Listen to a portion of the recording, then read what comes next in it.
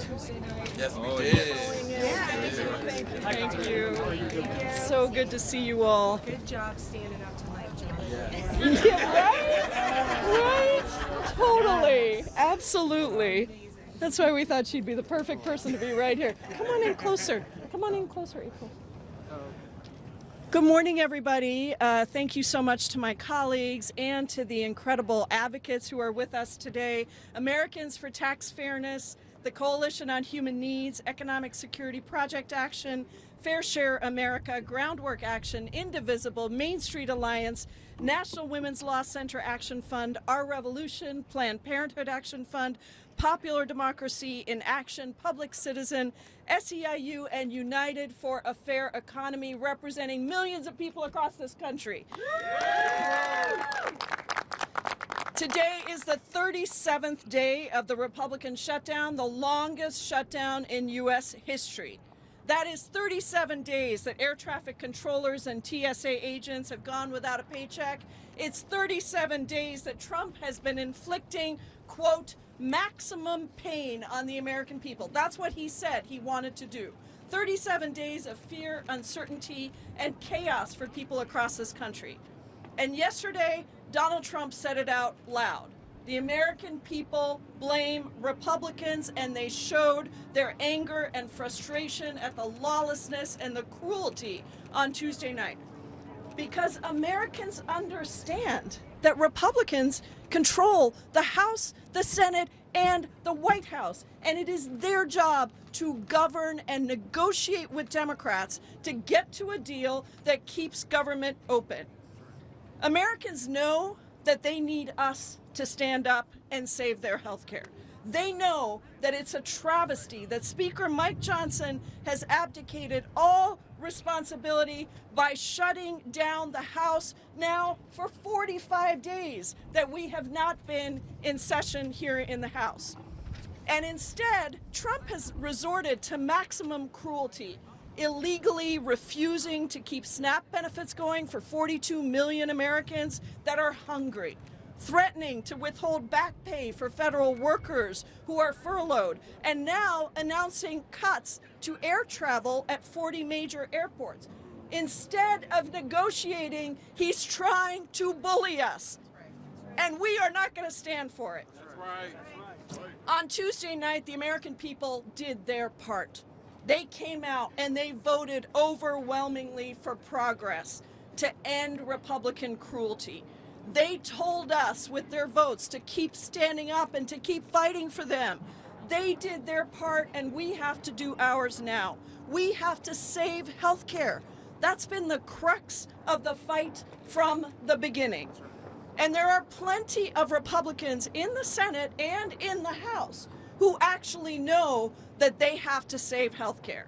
They are saying it out loud that we can't afford health care premiums to double and triple so that people just don't use their health care at all, and they are at risk of dying. So we can't continue to let Republicans just slash whatever they want in violation of what we in Congress authorize. And that's why Democrats have been holding the line and must continue to do so. We're still here in Washington, D.C., ready to negotiate. We've also been organizing food assistance for our constituents, listening to story after story from families who can't pay their bills, families who are going hungry because of the cuts to SNAP. And yet these same constituents are saying to us, please do not fold without making sure that we can afford our health care, because they understand that this fight is about their ability to live. So no, a promise of a failed vote or a promise of any vote later down the line is just not good enough.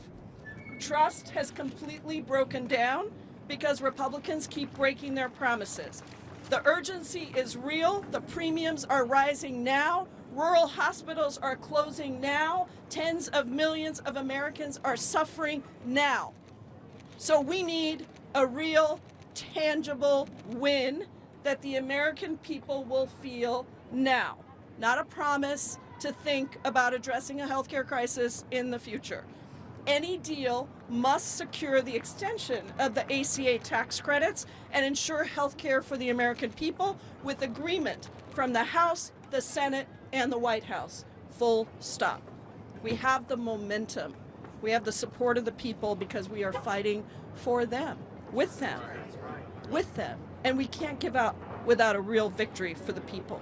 So I want to thank our Senate colleagues for standing strong, and I want to say the people have spoken. Stay strong and do not cave.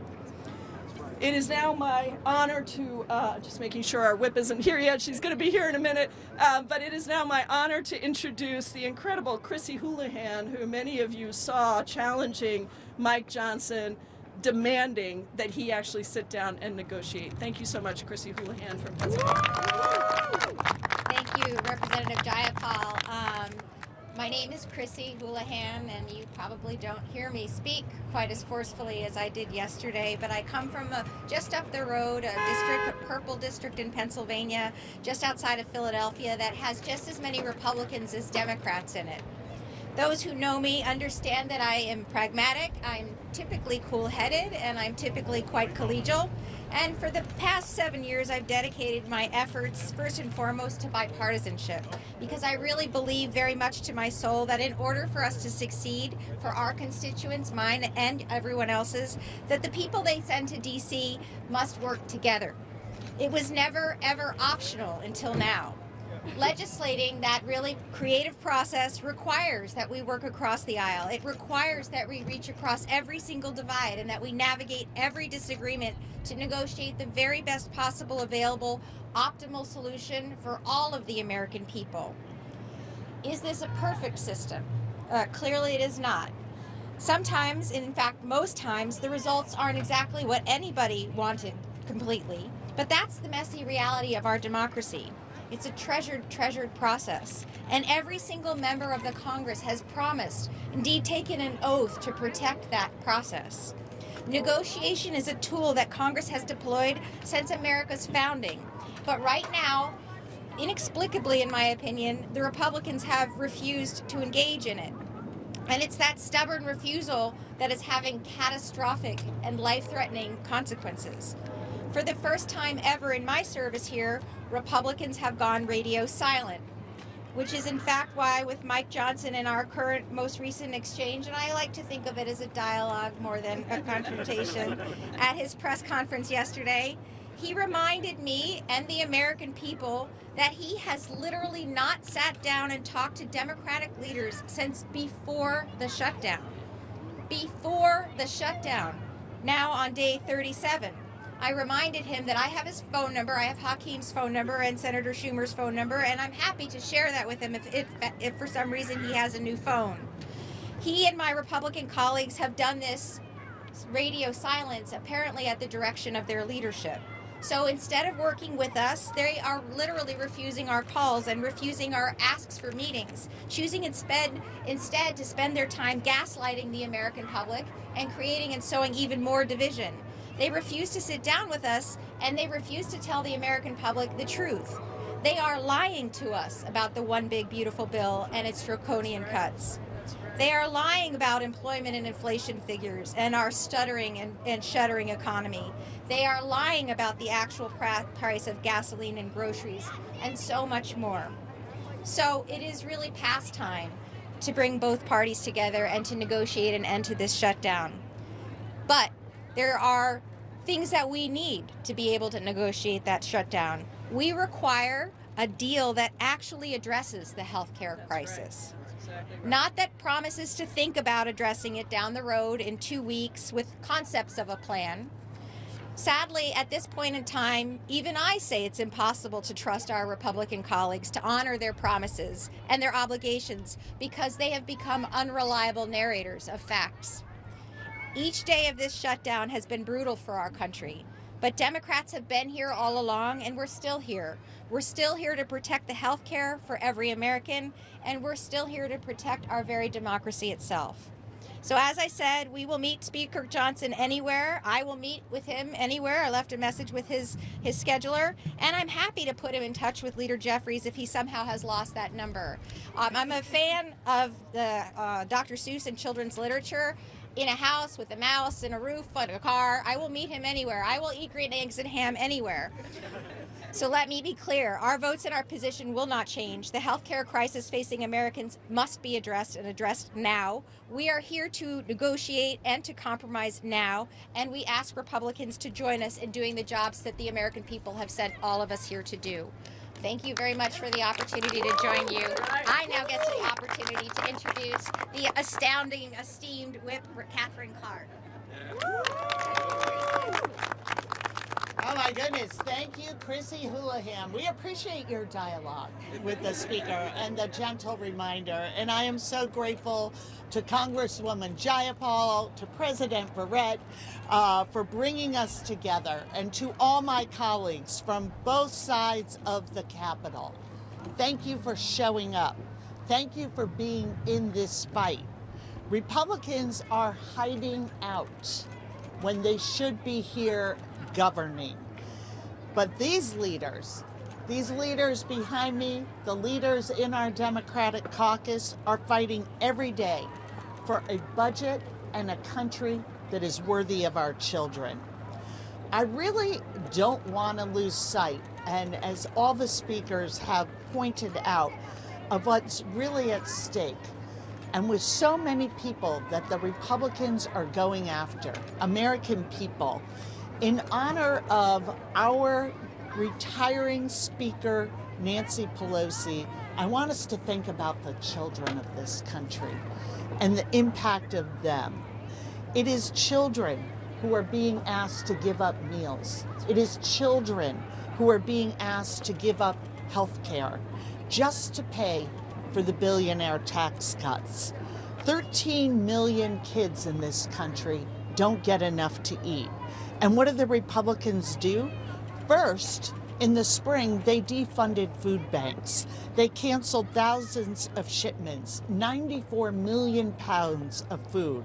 Then they passed their budget and voted to cut SNAP by $186 billion.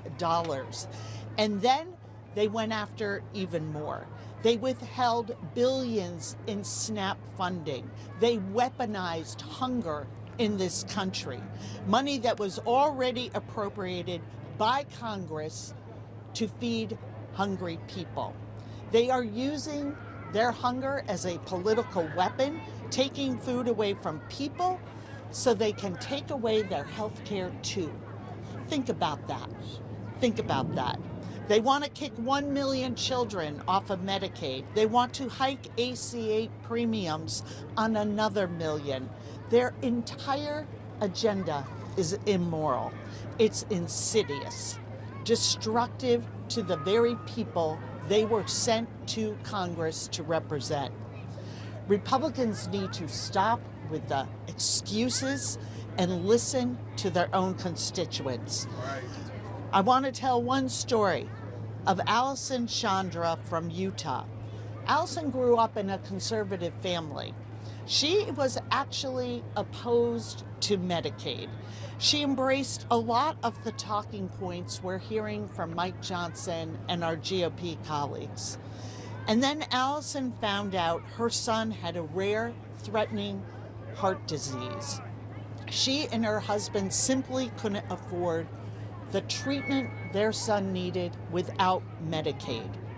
11 years later, her son is thriving because Medicaid saved his life. And Allison, at this time, when healthcare is threatened for millions and millions of Americans and millions of children, she wanted to share her story with her delegation. She described her meeting with her Republican senator as dismissive. He wouldn't even sit down at the table. He wouldn't take a seat and engage with her and her children. And her Republican representative in the House, he didn't take the meeting at all. He couldn't bother to meet an 11-year-old boy whose life was saved by the very program he was voting to dismantle. A program that covers 4 out of 10 children in this country. So Republicans can pretend, they can spin their story that they sit on the side of working families in this country. Ask them if they've talked to a mom like Allison. Ask them if they're ready to protect the resources that families need and count on. Ask them if they're ready to protect health care for kids in this country, and then ask them to come back to work. Thank you so much. Thank you so much, Whip Clark, for your leadership and for our leaders' leadership in just holding strong and making sure we deliver for the American people. It's now a great honor to introduce the president of SEIU International, April Verrett, who has been such a champion, whose members are on the streets every day demanding that we deliver for people. Hello, it's really an honor to stand with these amazing leaders, these amazing women in our country who continue to go to work every day despite the shutdown of Congress to do what they were elected to do. And that is to be champions for the people. And I'm so proud to be with them and to send a clear message that the 2 million members of SEIU stand with them, determined to make sure we don't leave behind the 16 million Americans who are staring down the loss of their health care in the face. Let's not forget these 16 million that stand to lose Medicaid coverage are mainly children, like the 11-year-old that Whip Clark just talked about. They are mainly older Americans. They are mainly people living with disabilities. And not just the 16 million that will lose their Medicaid coverage, but the 22 million that in the last week have received notices that their healthcare premiums are going up by an average of 75%. 75% more to be able to take care of yourself and your children and have access to health care. It's simply not right. And what we have seen the courageous members of the Democratic Caucus do over the last, how many days is it? 37 long days, say we will not be bullied, we will not bow down, we will not bend a knee, because they are here for the 16 million and the 22 million and millions of others who will not be sacrificed at the altar of Donald Trump. They will not be sacrificed at the altar of billionaires who don't need another dollar, but who can't seem to accumulate enough of them. And so we are determined to say, stick with this fight, because righteousness, morality is on our side. Yes. We are doing the work we are called to do, to stand with and for the people of this country. And we sent a real loud and clear message on Tuesday. That's right. This is our country. This is our democracy. And you gotta come see us. Yes. You gotta come see us. And so, thank you all for being here today to help us send this message. Republicans, show up. Do your job. Protect people, right? Everyone that is elected has a constituent in their district that is being sacrificed in this moment. And it's not okay. And so let's come together as a country and do what we know is right, but they got to show up to work first, right?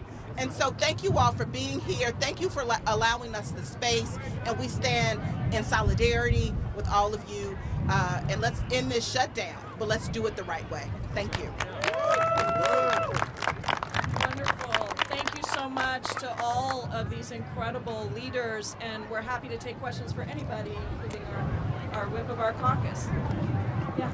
Your colleagues, your progressive colleagues, AOC and Bernie Sanders, have recently talked about how the establishment and the old guard have been undercutting the future of the Democratic Party, the younger generation.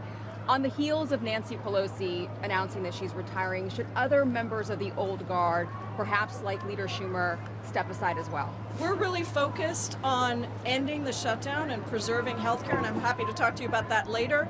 But the reality is we've got something really critical that is happening right now.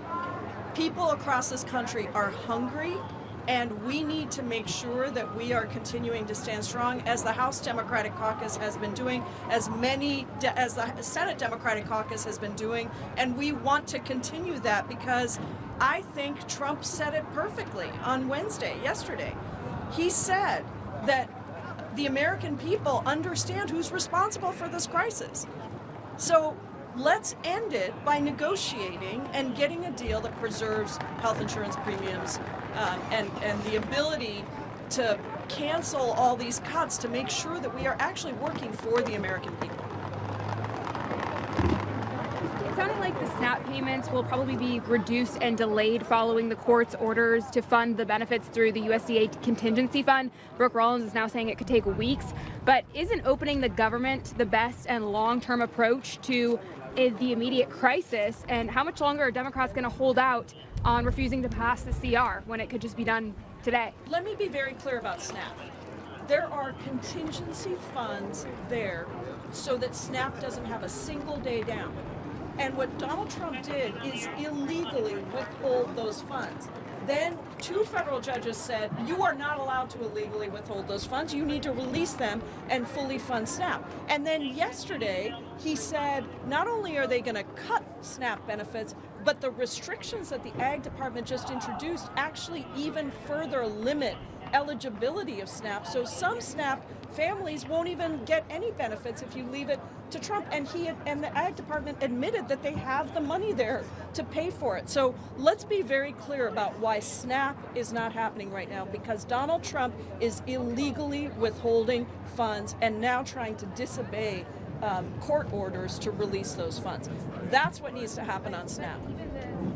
Funds would only fund SNAP for a couple of weeks, right? He It's not has a long-term additional solution. dollars that he can use. And by the way, he found $40 billion to send over to Argentina. He's continuing his renovations on the White House and holding lavish parties at Mar-a-Lago while people are starving. We've got the money.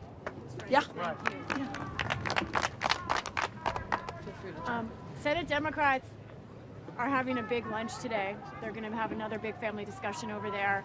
One of the things that they're considering is the idea of, as part of some kind of deal, you guys all know it's sort of scattered, a date certain vote on an ACA extension. Is that something that you think? Is that what you want? Is that something that you feel like they should accept in order to end the shutdown? Well, I'll say what I think and then invite Chrissy as well. Look, a date certain on a vote that is deemed to fail is not the answer. Because, well, why not? If it can pass, and why not do it right now? I mean, let's put it on the floor right now. There is no trust, and you know this, Lisa, because you've been watching everything that's been happening. Why on earth would we trust what they are saying? If it's so important and they know it can pass, then let's just do it right now. I co-sign. Anybody else? All right, great. Thanks, everybody. Thanks. Oh, sorry. Go ahead. Thank you. So, like what Lisa was saying, there's some daylight between these Dems then? I mean, we were talking about the old guard and these young new progressives who are holding the line. Bernie Sanders took over Senator Schumer's podium yesterday saying, hold the line. What's the message that we have to these Democrats who are having these conversations right now? I'm not a young progressive, and I'm standing here saying that we need to hold the line. Right. Thank you. It is not generational and it's not ideological. It's about delivering for people. And so I think that's what we're saying is hold the line. And I really appreciate my colleagues who are in tough districts, because I'll tell you what, I know we have this everywhere, including federal workers who are going without their paychecks, either going to work or furloughed. They are saying to us, many of them, hold the line, because they know that if we come back without actually addressing health care, look, this is a government that fired 250,000 federal workers before the shutdown ever happened. So let's just get it done. Did you want to say something? Yeah, just on the federal worker piece, my union represents 70,000 federal workers. There are obviously millions of more that I stand in solidarity with.